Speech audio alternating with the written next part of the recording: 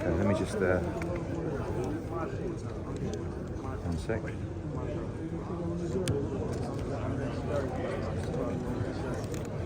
Are you guys doing this from first?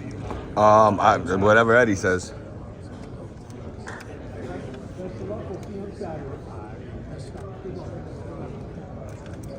Eddie, do you want to do your scrum first?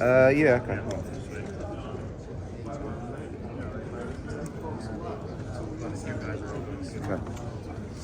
Eddie, Kevin Garcia with FightHype. I mean, let's get right into it. So, Jaron Ennis versus Eimantas Stanionis. I got to ask you because I think a hardcore fight fan, somebody who understands what these two fighters bring, would say this is potentially a 50-50 fight. But obviously, Jaron's your guy. How do you see this fight playing out? Do you view it as 50-50 or do you favor Jaron big? I think that, if you're looking at the Chudazian fight, then it's giving people hope. And, although Tom Brown said, well, we've been chasing this fight, we never received a phone call before for Stanionis to fight Boots. We did receive that phone call after the Chudazian fight, and I think it gave people a lot of confidence. If Boots performs like he did against Chudazian, it's a very, very dangerous fight. If he performs to the ability that we believe and know he has, he looks absolutely sensational and announces himself as a pound-for-pound star of the sport. But I love what Stanionis brings. What he said there, all gas, no brakes. This guy is relentless, tough, great engine. He's a fantastic fighter. And you're right what you said about hardcore fight fans. Everybody who knows boxing knows that this is not just maybe a 50-50. This is probably the best fight of the year so far. And I think you'll get a tremendous matchup. Eddie, I got to ask you because I was there yesterday in New York City with Katie and Amanda. Thank you. You actually answered the question in your question, which I thought was very good. Well, I appreciate that. I appreciate that. What did you think about the fact that those two ladies went back and forth and just that whole thing? It's not normal for them. Yeah, good. I mean, look, I think there's a lot that goes on behind the scenes. No one talks about the fact that we had to give up Amanda Serrano walking second in certain situations of the press conference and the fight, the weigh-in, when Katie Taylor is the champion.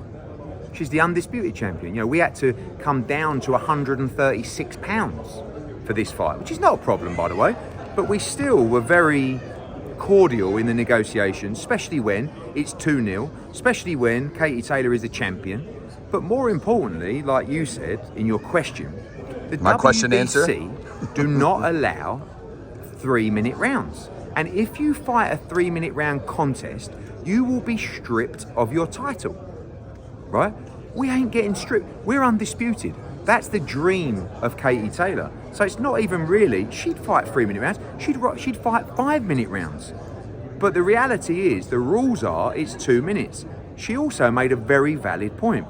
Amanda Serrano has boxed a few 3-minute round fights. They weren't very exciting to watch. I'm telling you, the 2-minute format is exciting. It's all action.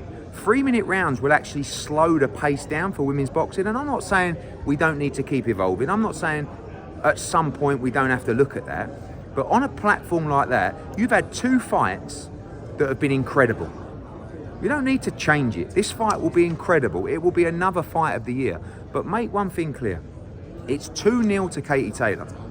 And it will be 3-0 in July. And when Amanda says, millions of people, everyone saw that I won that fight. No, they didn't. Everyone saw 2 brilliant competitive fights that were like this. They're 6-4 fights, either way. And on both occasions, I thought the judges got it spot on. We're entitled to our opinion, they're entitled to their opinion. But look, they're 2 legends of the sport. It's a tremendous, tremendous fight. And hopefully it can sell out and give it the night that it deserves. Gotcha. Eddie, how does it feel? You mentioned the 10,000 here on Saturday night.